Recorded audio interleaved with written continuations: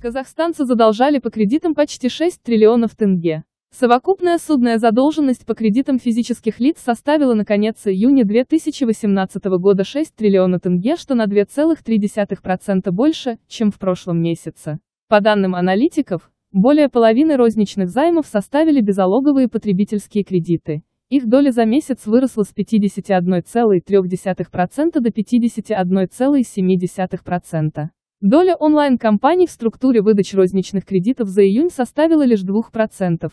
Это самый низкий показатель в текущем году. Самый высокий показатель за первое полугодие 2018 года наблюдался в марте – 4,1%.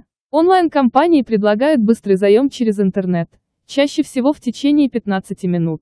Минимальная процентная ставка варьируется от 0,25 до 1% в день. Самая популярная ставка – 0,27%, что составляет ГЭС сразу в 100%.